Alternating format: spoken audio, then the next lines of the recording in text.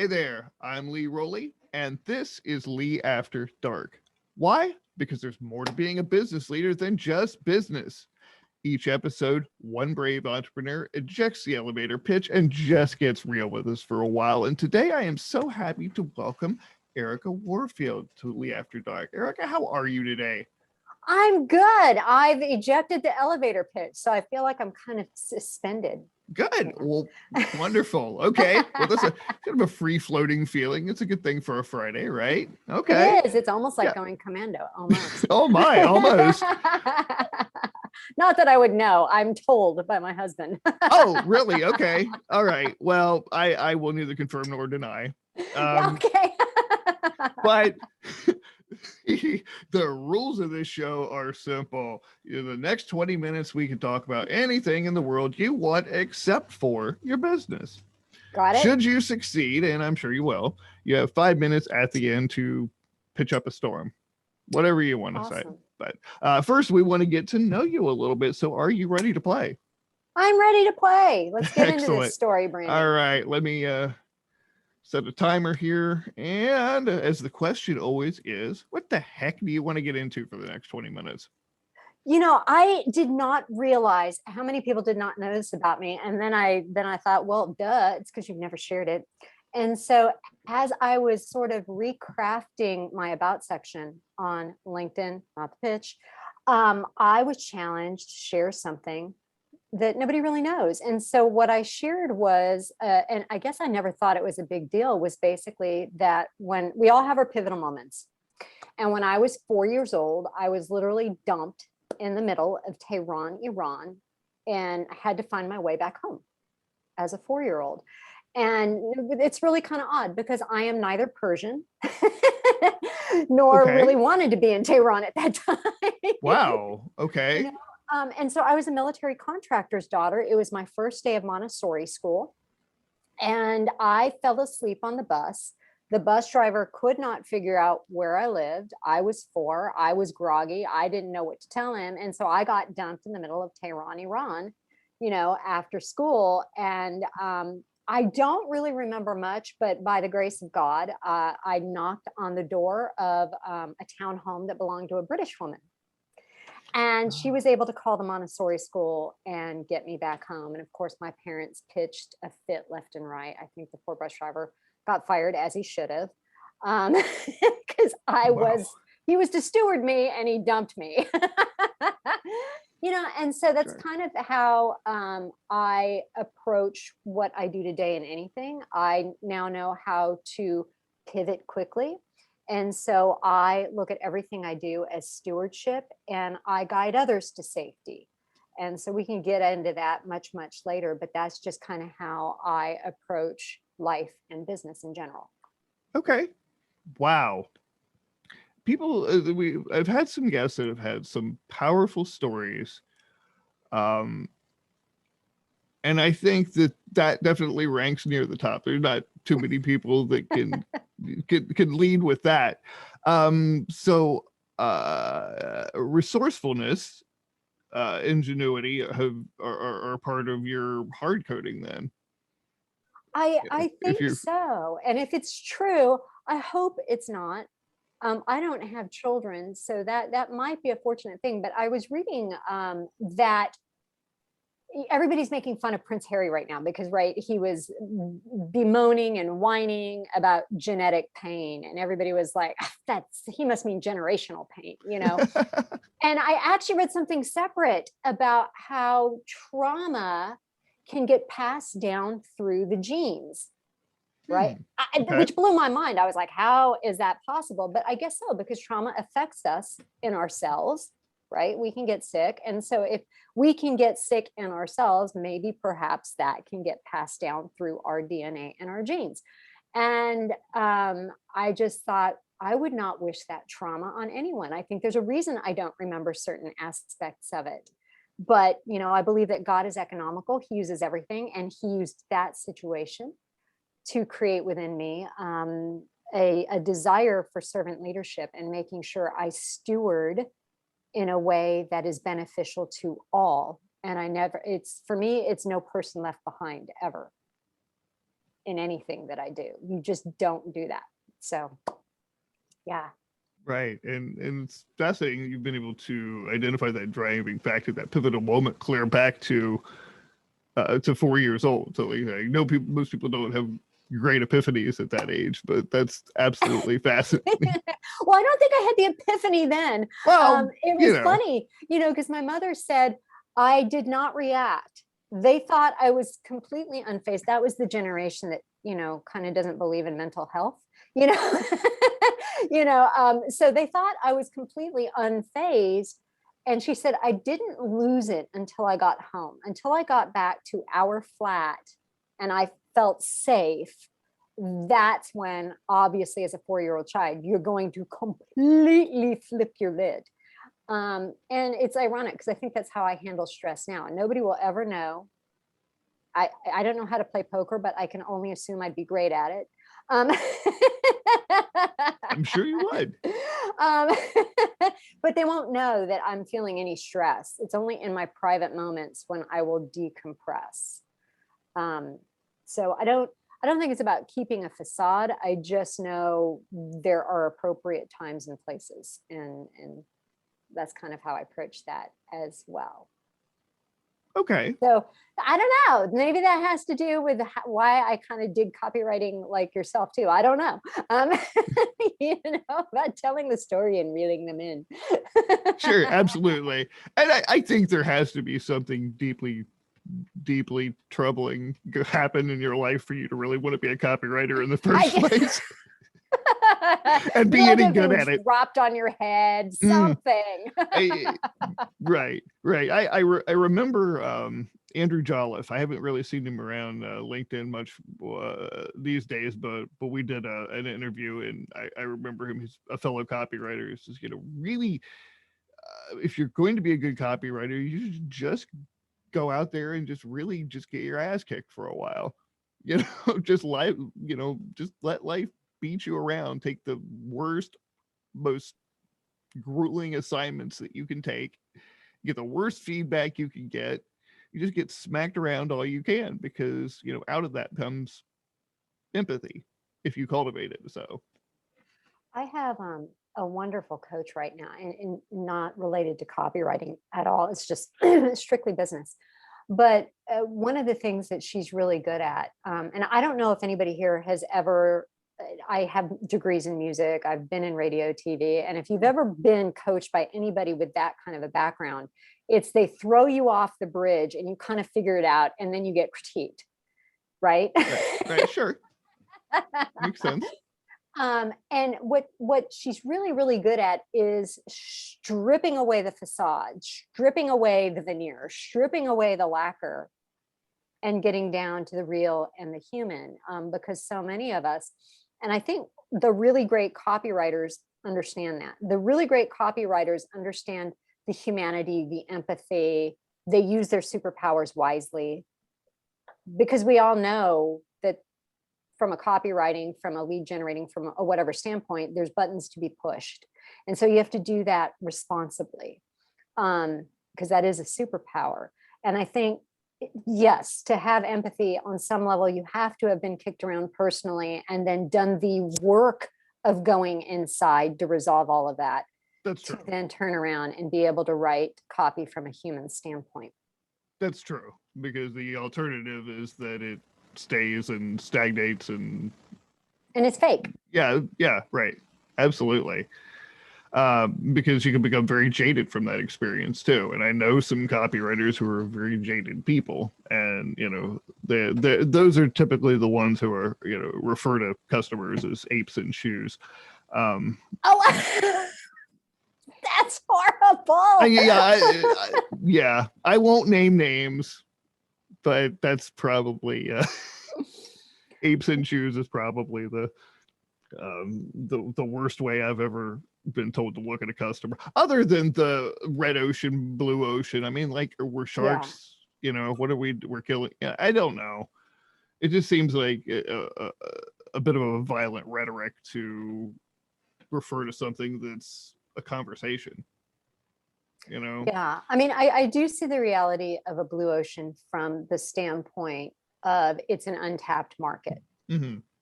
versus a red ocean where everybody's jumping in, it's saturated. Everybody's trying the same approach. They're all saying the same. The LinkedIn DMs are a perfect example of a red ocean. Not to be graphic, but Definitely. that is what it is. There are people that don't know what they're doing that have turned it into a red ocean that nobody wants to dip their toe in. Right. Because they've generally been told by someone that this is easy. This is push button easy. And talk about bad copywriting. Let's just do that. Yeah. Okay. Yeah, it's LinkedIn Might DMs. as well. That's where we were going anyway. So yeah, no, absolutely. Absolutely. And one of the great things is just get them off script. And, if you can actually get them away from those, then you can see generally the ability to communicate effectively breaks down very quickly, and it disintegrates into name calling and, things like, yeah, they're wonderful people. Share. How do you deal with the LinkedIn DMs? I would love to hear that. Like when you get spam after spam after spam after spam, or like somebody treats it with Tinder with you, what is your typical response? Okay, well, I will ignore for a couple of times, and because I'm just like, okay, fine, if they get the hit, they'll get out of the way. We hit 3 times, and then I have a specific image of myself holding up a specific finger, and it's this one, right? Stop. Right, it's that one, right? You're gonna get the poke. right, you're gonna get that poke. And I have another one where I have 2 of me in the picture. Okay, one just kind of ta-da at the other, and it says, cut and paste you, meet cut and paste me. You get what you give. And I give them that, and it will set people on fire. Oh my goodness, I have had people get so mad about that. Are you serious? I have the right to do this, and I have the right to blah, blah, blah, blah. Okay, well. You do, and I have the right to respond. Right, you have the right. Just because a girl wears a skirt doesn't mean you have the right to. Never mind. Just because I'm here. Arrgh. Yeah, it's interesting. It's really interesting, the microcosm that LinkedIn really kind of is. But then you may meet connections like yourself. And I am a great admirer of your work. You had, I don't think it's your tagline anymore, but you had one tagline at one point. I think when I first met you, about riding shotgun. Oh yeah. That's a classic. That's brilliant. Yeah, well, that I knew people complain when I took it down, so I'm like, okay, that must have really been good. So it's actually still in my header, but the tagline I actually get play around with a little bit because I just can't leave it alone. Yeah, well, it's a riff on the whole taking up space in someone's head without paying rent, and it's a good copywriter, and that's just a part of what I do. It's not my sole focus. So like when I see people like you, I have such a great admiration and respect because you're doing it full time. And I think I was telling you before, there's a lot of people who will DIY a lot of things and they think they can DIY copywriting. Sure. And just because you took a high school English class or a college English class, or you might have written, a couple of things, it's not the same niche as copywriting. Because copywriting can convert. It will understand a CTA. It will understand the 9 different schemas. It will understand that there are 6 different places in the mind of your prospect, and you got to figure out what they know and where they're at in those 6 different slots, and then write one of the 6 different approaches to those different places that they are, in terms of, do they know your product? Do they know you? Yeah. Can you take a direct approach, or does it need to be a really indirect approach focusing on desire rather than the product?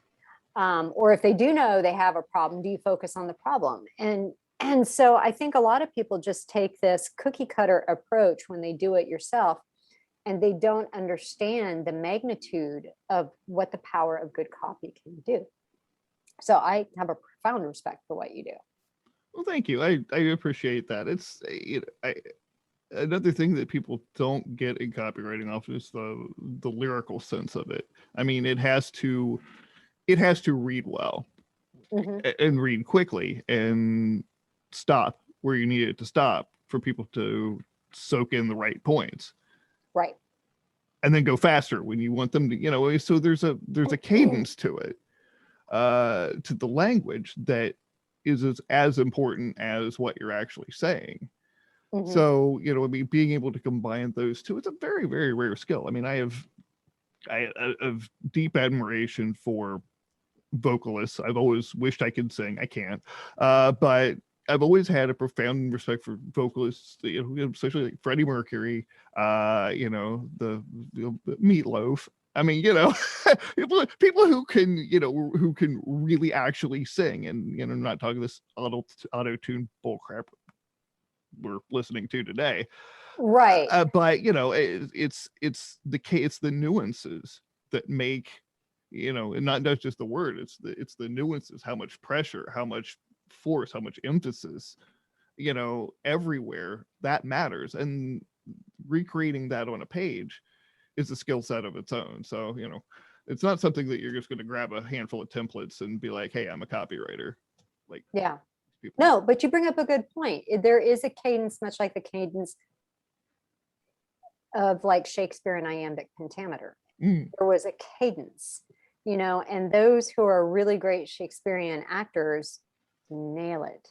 Like, you don't even have to understand that form of the written word. And when you have like a profoundly gifted Shakespearean actor and they give the line, intuitively you understand it when it's done right. And I'm not saying we as copywriters are anything like Shakespeare or Edward de Vere or whomever you believe Shakespeare is. I believe it was Edward de Vere. Okay. I don't believe it was really a William Shakespeare, which, by the way, is a really great book, Shakespeare by Another Name. If you've never read it, it is like decades of research on who was really Shakespeare. Okay. And I am convinced it is Edward de Vere. So, but in speaking to what you're saying of the cadence, there is, there's a quickening, there's a pulling back. And then you get into all the emotion and the psychological and the technical, that goes along with it. So yeah. That's fascinating. Yeah, absolutely. What would be your first piece of advice to a copywriter just coming into the market now? I get this question all the time, so I just wonder what you thought. My route was I just jumped in and did it. So I don't know if I have sound advice. And when I say did it, I had to do it for myself first, right? Because I was in sales, and sales and marketing never get along, and marketing never writes anything that will benefit sales. The salespeople need stuff that they will never get out of marketing, but they don't know how to write it for themselves. And so I just kind of merged all three for myself, being in sales, and figured out, okay. And I started studying. That's the other thing. I wasn't even calling myself a copywriter at the time. And yet I was studying Paris Lampropoulos. I was studying Frank Kern. I was studying direct mail pieces from the 1930s. I was, I was looking at all of it and really kind of absorbing what was working, because I don't think copywriters today understand the necessity of getting to the point. I don't think they understand stop making whomever you're writing for be the hero. They're not the hero. The customer is the hero. That's true. I think salespeople need to understand that too. You're not the hero. If anything, you're the sage and you're the guide.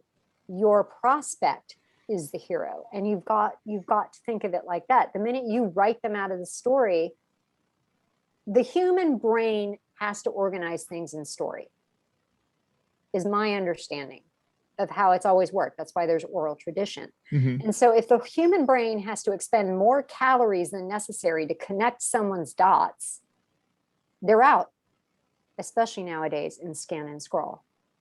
But even back in the 30s, they're out. If they have to connect the dots, they're out. So I think there's a lot of bits of advice. I think you need to study the greats. I think there's a lot of great copywriters out there. I named just a couple of them. I think you need to understand direct response writing of the past before we even got into scan and scroll, because people only had this much space on a flyer or a card in the mail, and they had to make you want to call the life insurance company. How did they do that? And then I think understanding, true story branding, like Donald Miller talks about, and knowing you're not the hero. Right. The prospect is the hero. That's right. And then how do you get that hero from this mountaintop over to, I'm like reverse image to this mountaintop.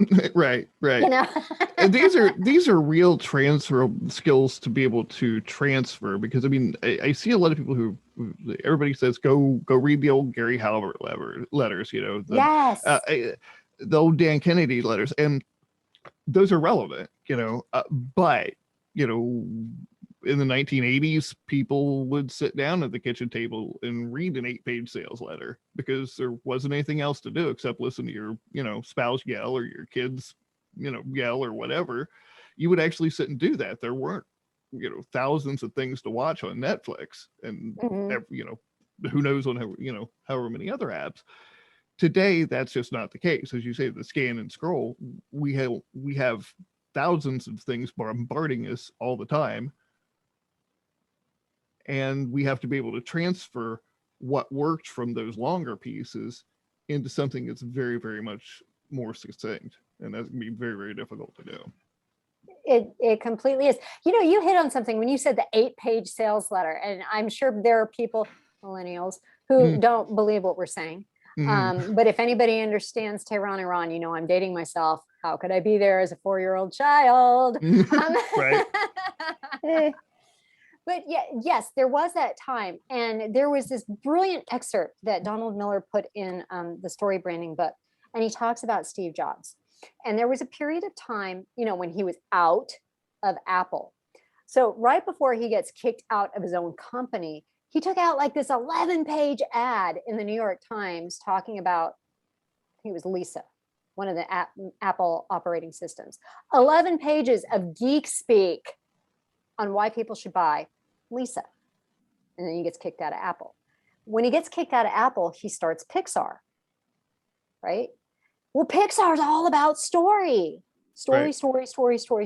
He comes back into Apple and he goes from 11 pages in the New York Times to think differently. And it was because of his time at Pixar learning story. I think that would be a tip Brilliant. I would give to a copywriter. There we go. Yes. Not only fun, but educational today. That's amazing. Well, that's an amazing piece of advice, and definitely I'd go with that. I could tell you some more things, but hit me in the DMs. I'll beat you up. Yeah. If you're wanting to become a copywriter, just message me. I'll knock it out of you. No, I'm just kidding. I know, right? Thing to do. If you can't tell that Lee is acerbic, you deserve everything you get in the DMs. I'm told I'm a softie at heart, though, but whatever. Well, we successfully completed the Lee After Dark 20-minute not talking about your business challenge, more or less. We kind of skirted all around it and whatever. So I'll let the invisible confetti rain from the sky as we go to the next phase of this thing, which is, as a man of my word, I want to give you 5 minutes to talk about your business, who you are, how people can contact you, anything you want. The floor is yours, my friend. Awesome. Thank you. Well, I tried really hard not to give this elevator pitch. So here it is. I get more recurring revenue for CXOs and founders by shortening your sales cycles of either your sales cycles or your sales teams. And I close your ideal dream clients. Now, how do I do that? I use the forgotten trifecta of strategic growth. We kind of danced all around it, but what that entails is outbound virtual sales mastery with digital marketing and then insatiable copywriting. And that's how we were able to dance around the sales pitch. So you really can source and close B2B C-suite executives for your own company. You can scale your recurring revenue. You can shorten your sales cycle. You don't have to deal with gatekeepers.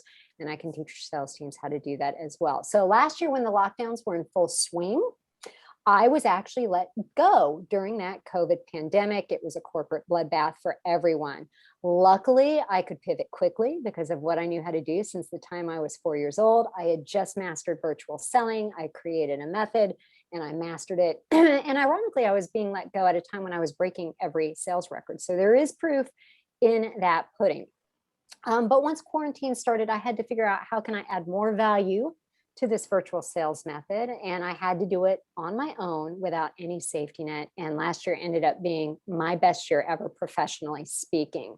So I feel very blessed by that. And part of it was the massive shift to work from home sales.